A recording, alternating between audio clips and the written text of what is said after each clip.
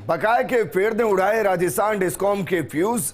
भुगतान में देरी पर बिजली मंत्रालय की अब तक की सबसे बड़ी कार्रवाई। राजस्थान समेत 13 राज्यों की 27 बिजली कंपनियां डिफॉल्टर घोषित कर दी गई।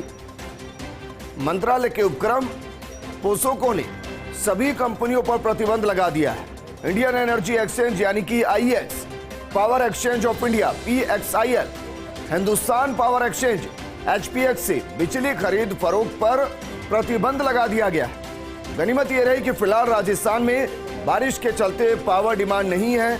ऐसे में तीनों एक्सचेंज से नहीं खरीदी जा रही किसी भी ब्लॉक में बिजली, लेकिन एक्सचेंज से कारोबार प्रतिबंधित होना काफी बड़ी चिंता का विषय है, क्योंकि पावर संकट के समय एक्सचेंज ही होता है डिस्कॉम का सबसे बड़ा विकल्प। मेरे सहयोगी विकास जुड़ गए हैं।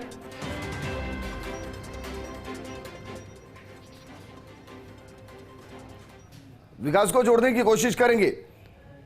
पोसोको के एक्शन पर प्रमुख ऊर्जा सचिव भास्कर ए सावंत सक्रिय हैं। डिफॉल्ट की सूची से बचने के लिए 30 अगस्त तक का भुगतान देने के निर्देश दिए गए हैं। करीब 280 करोड़ रुपए का भुगतान करने के लिए सरपट दौड़ रही फाइलें संभवतः देर रात तक केंद्र सरकार के प्राप्ति पोर्टल पर अपडेट होगा यह भुगतान। और इस वक्त की बड़ी खबर आपको बता रहे हैं। बड़ी खबर दरअसल ये कि कई कंपनियां ऐसी जिनको प्रतिबंधित किया गया है। राजस्थान समेत 13 राज्यों की 27 बिजली कंपनियां डिफॉल्टर घोषित की गई हैं। मंत्रालय के उपक्रम पोसोको ने सभी कंपनियों पर प्रतिबंध लगा दिया है। Indian energy exchange IEX, power exchange of India PXIL और हिंदुस्तान पावर एक्सचेंज एचपीएक्स से बिजली खरीदने और बेचने पर प्रतिबंध लगा दिया गया है। गनीमत यह रही कि फिलहाल राजस्थान में बारिश के चलते पावर डिमांड नहीं है। मेरे सहयोगी विकास जुड़ गए। विकास, क्या ये माने कि शाम तक पोर्टल पर अपडेट हो जाएगा और जो प्रतिबंधित किया गया है वो प्रतिबंध हट जाएगा?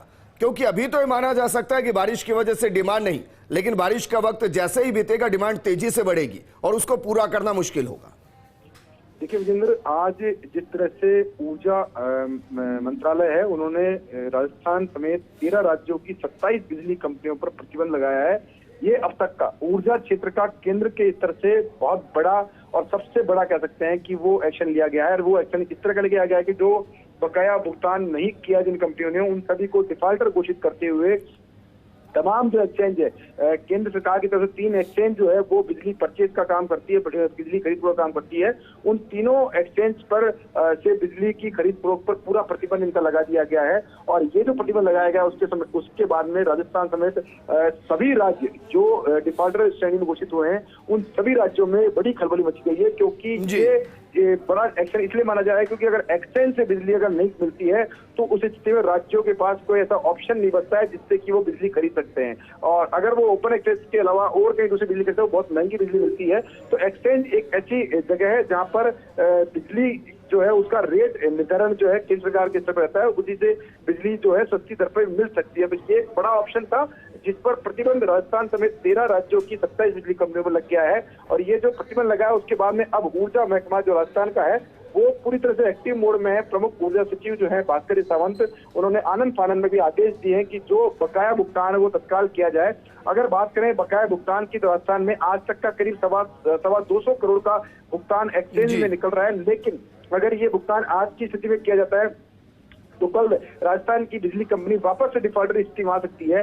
तो ऐसे में फिलहाल इस संकट से बचने के लिए प्रमुख ऊर्जा सचिव ने निर्देश दिए हैं कि 30 अगस्त तक का जो भुगतान है वो भुगतान किया जाए, ताकि जो डिफॉल्टर श्रेणी से राजस्थान को करीबन शुक्रिया तमाम जानकारी हमारे साथ साझा करने के लिए।